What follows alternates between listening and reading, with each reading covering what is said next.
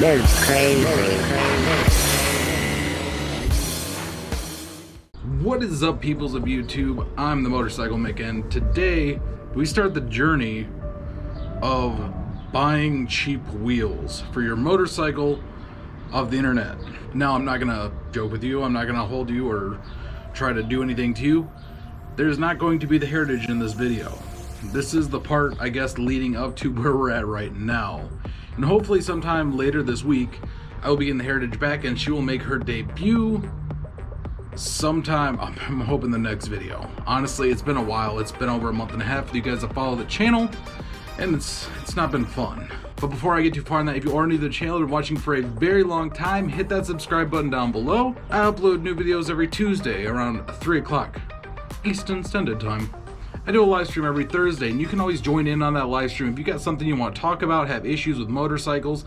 And this just isn't Harley stuff, this is all motorcycles. So feel free to jump in around 6:30 on Thursdays to our live stream that we do with a bunch of different motovloggers and community. But we're getting back to the Heritage. I don't even know where to start with this journey. I guess it starts with Harley-Davidson. So I bought my Heritage in 2018, brand new off the showroom floor. It was beautiful. I mean, it looked really nice. The wheels looked nice on it because it did have spoked wheels, but I know it's a turn off for some people, especially living up here in Michigan.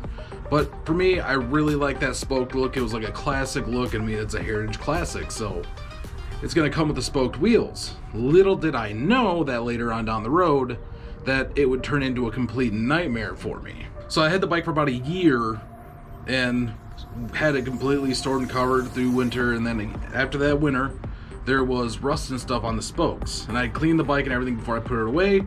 But I don't know if it's just the salt and the moisture in the air of the winter, it just, the wheels, the spokes on the wheels and the nipples on them started rusting really bad.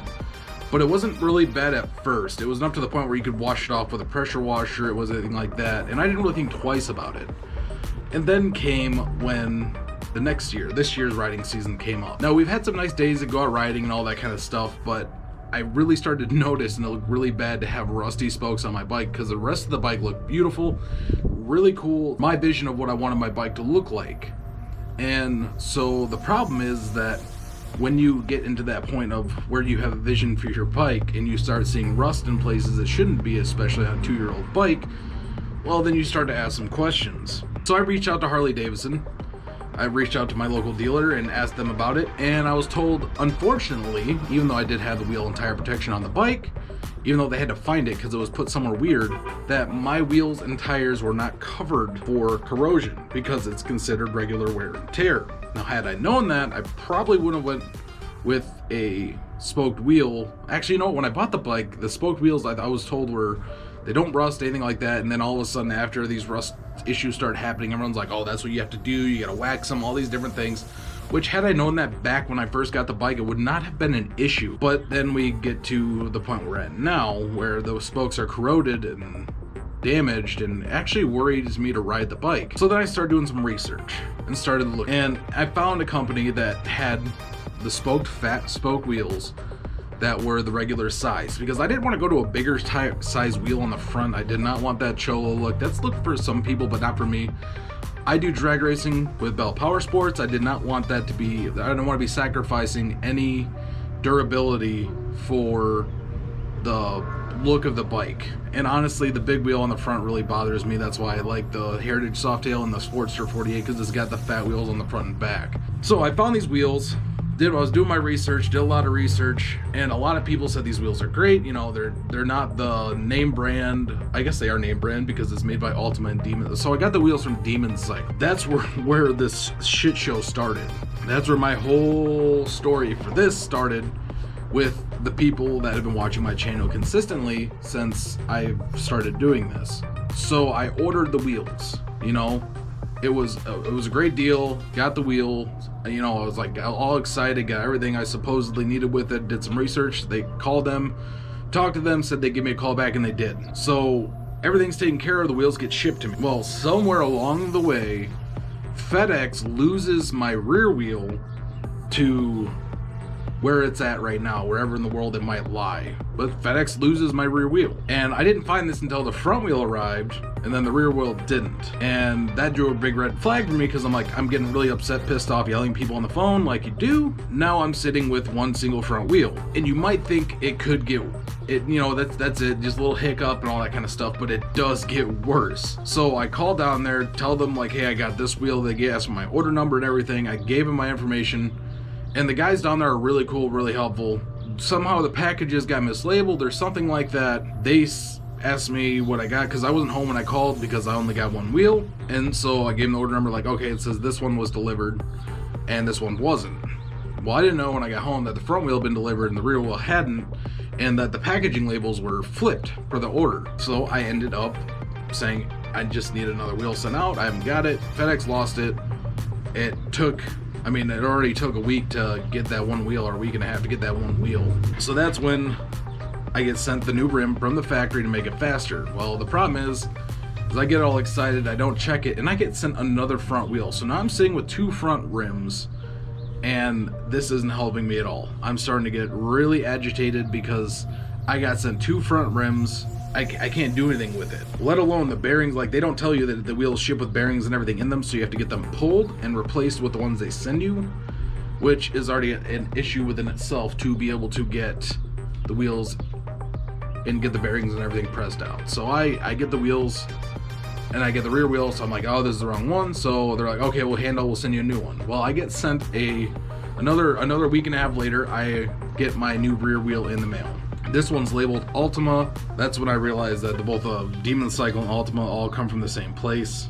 So I have to get the bike somewhere and get it done. Well, we get the bike up on the lift, we get the wheels off, and then we realize that the bearings are the right ones, but they might not be the right ones. So we had to press out the bearing, get the bearings pressed out, which was another whole hassle in a couple days to be able to get the bearings pressed out, because we're facing this whole situation. I'm not going to say on YouTube, because I'm not trying to get demonetized or get my video taken down for some crap that people are over policing. So we get the bearings pressed out, get the new ones pressed in, and then we come to find out that the spacer is wrong on the new wheel. And I was told 100% guaranteed that this wheel would fit my bike. It's supposed to. They put on hundreds of bikes. It started drawing questions for me because I should have known about this.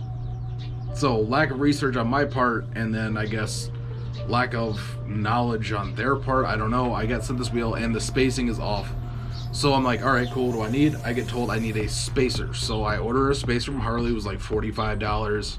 I end up getting the spacer on the wheel and everything like that, and the alignment is still off. Everything is wrong. So I get the bike down to the other shop where it's at right now. That's a custom shop, and they take a look at it, and it's just bleak. The new wheel won't fit on there, and now I'm trying to figure out what to do. So we end up having to order a custom wheel for the bike. Well, this whole time I've been without my Heritage for a month and a half now, and it's really agitating because I was told by this company where I got the wheels from, which I've already mentioned once, but I'm not trying to give them too much publicity because I honestly feel agitated and like I got screwed.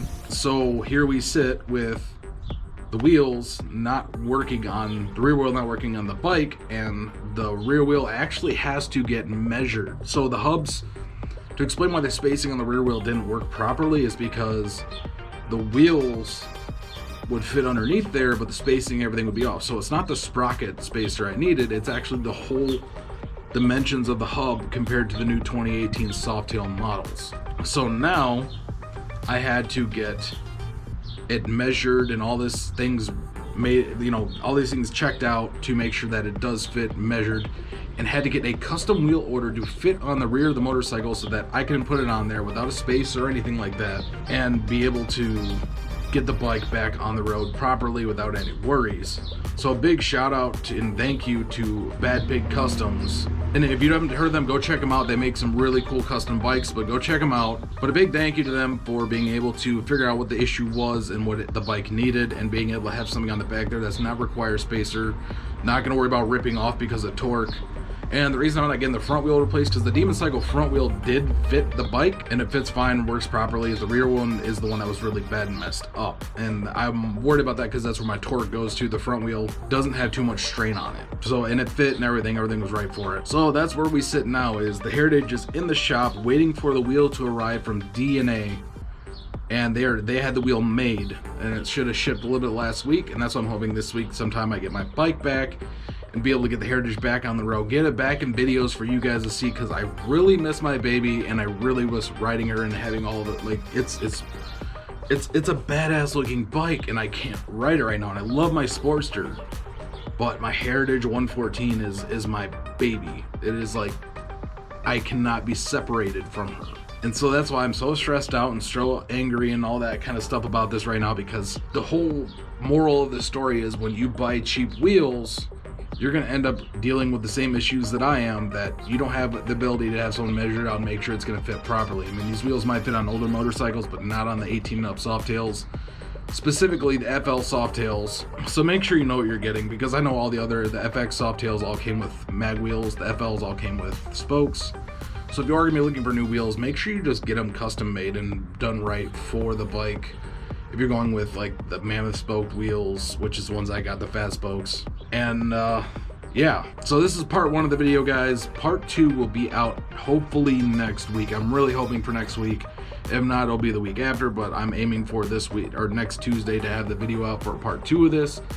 Actually what the bike looks like, the big reveal, getting to see everything all together and being able to ride her, because it's been killing me. I'm super excited to get it back and finally be able to ride my Heritage again that you guys all love and know, and be able to put the new exhaust that I have sitting in there on that you guys might not know about.